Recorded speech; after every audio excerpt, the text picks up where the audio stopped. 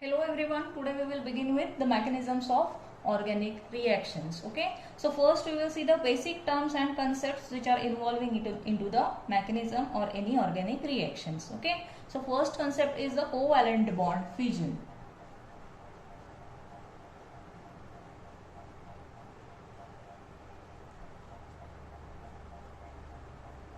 Okay, first we will see what is covalent bond fission. Okay, so when the organic reaction takes place, it involves with the breaking and making of covalent bond. Okay, so first we will write the general reaction, any general reaction. AB plus C converted into AC plus B. Okay. So during the reaction, old covalent bond is broken and a new covalent bond is formed. Okay. So we'll consider this as a old covalent bond which is broken and AC is the new covalent bond which is formed. Okay. Clear? Next, this covalent bond fission may be homolytic bond fission or heterolytic bond fission. First we will see what is homolytic bond fission. This is also called as homolysis. This process is homolysis. So in this case, in the homolytic bond fission, the covalent bond breaks. First we will mention the covalent bond or AB. Here we have mentioned the covalent bond.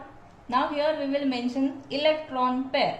Yes, the shared electron pair can be mentioned as like this. Okay. So in a homolytic bond fission, the covalent bond breaks such that each fragment gets one electron. Okay. This fragment will get one electron and this fragment will get one electron. Okay. From the shared pair of electron. Okay. And it can be shown as A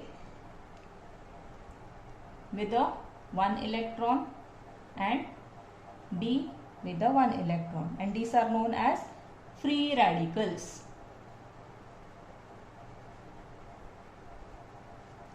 Okay. So what is homolytic bond fission? In the homolytic bond fission, the covalent bond breaks such that each fragment gets one electron from the shared pair. Okay.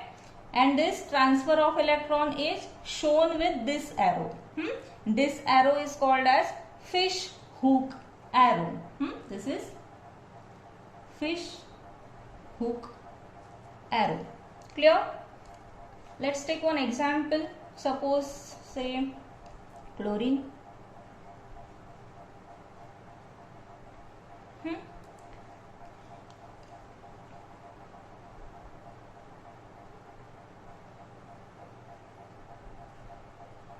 In this case also same.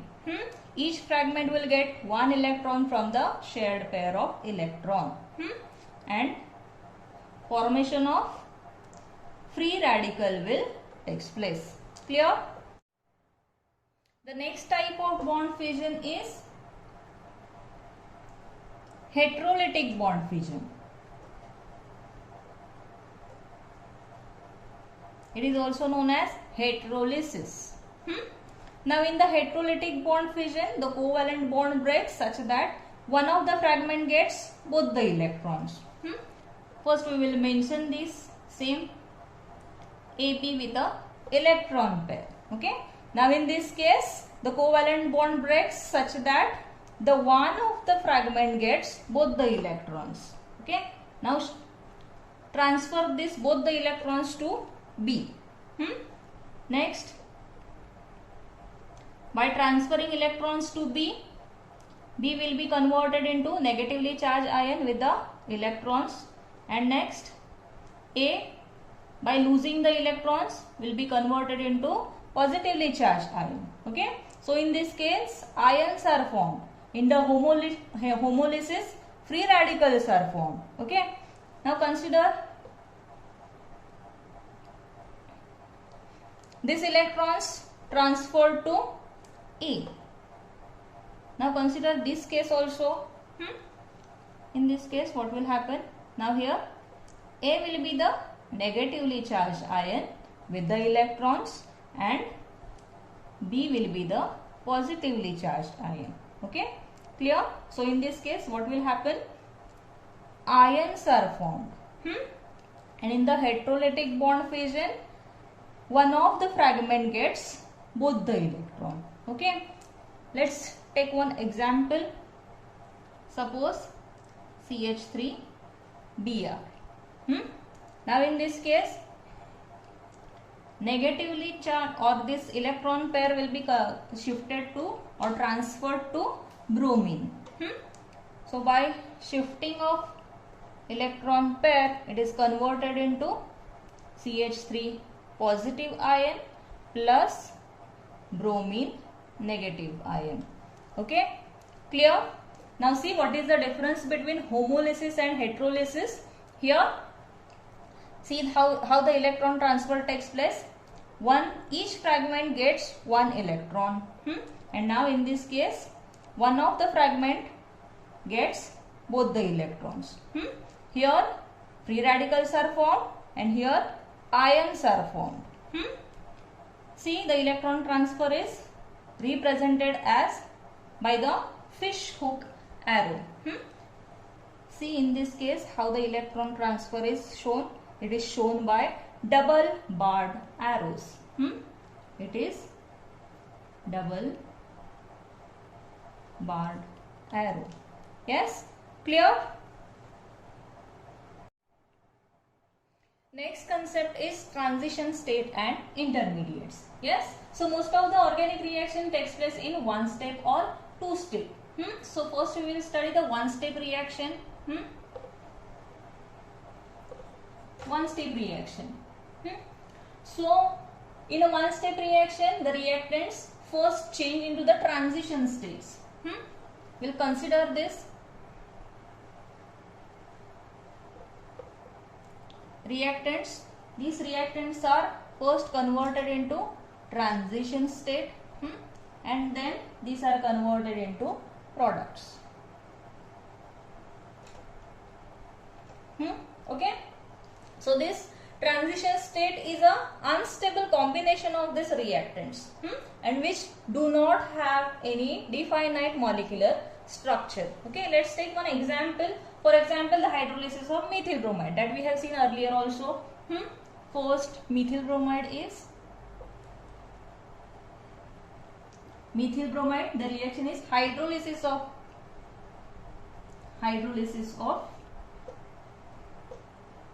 methyl bromide. Okay, it can be written as like this. These are the reactants. First, these reactants react together to form a transition state. So into the transition state, this CH3, the bond making and bond breaking takes place simultaneously. Yes, the breaking of bond starts and then the making of this bond starts. Okay, this is transition state. Okay, and here see the charge distribution, delta negative charge to both the nucleophiles. Then by the removal of this bromine ion, the product formed is CH3OH with the removal of bromine ion. Okay, so this is the any one step reaction. So in this case, this transition state which is formed, it is unstable combination of these reactants. Okay, so therefore this transition state is not definite molecular species, but it can be assigned as a approximate structure having partial covalent bond. See here, the bond making and bond breaking takes place simultaneously. That is why here the partial covalent bond, this carbon atom is partially bonded to both these nucleophiles. Clear? So it has highest energy and it is having the least stability. So therefore it cannot be isolated. This will be the example for the first step reaction, and it can represent the transition state. Okay, clear? Next we will see the two-step reaction. So in the two-step reaction, the reactants are first converted into intermediate.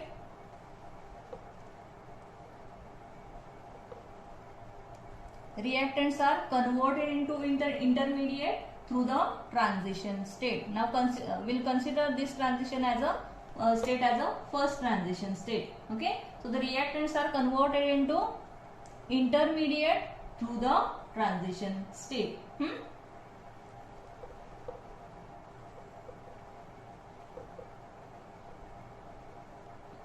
And into the second step, we'll consider this as a first step. And into the second step, this intermediate changes into product. This intermediate changes into the product through the another transition state. Now we will consider this as a transition state 2, through which the intermediates are converted into products.